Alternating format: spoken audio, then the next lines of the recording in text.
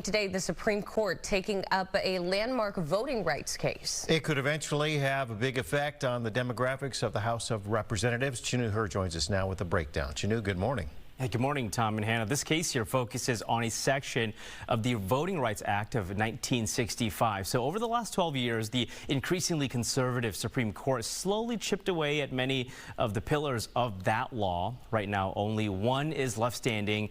And now that provision could also be struck down. So the state of Louisiana and the Trump administration argue the state's congressional maps are unconstitutional. They claim a black majority district was drawn primarily based on race. Now, if the Supreme Court agrees, it could nullify Section 2 of the Voting Rights Act, which aims to ensure that minority voters are not shut out of the process of drawing new congressional districts.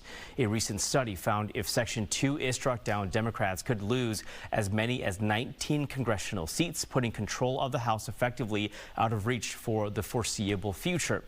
Though arguments are today, the Supreme Court justices won't announce a ruling until the end of the session, which is still several months from now. So again, just today, just the talks today. We'll keep an eye on that and how it all shapes up.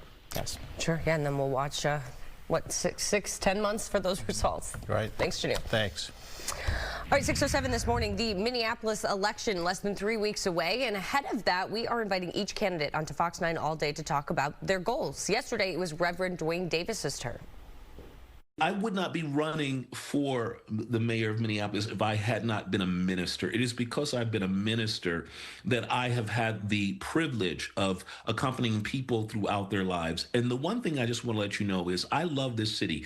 One of the things is the people of this city. It's the abundance of riches in people, talent, creativity, beauty.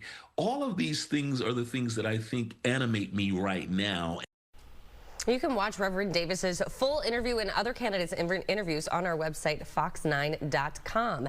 And ahead of that municipal election, Minneapolis Elections and Voter Services demonstrated the accuracy of the city's voting equipment by randomly selecting machines for testing yesterday. The goal is to reinforce the public's trust in election integrity. Election day is Tuesday, November 4th. You'll have to check your local municipality if you have anything going on. I just checked out of curiosity this morning.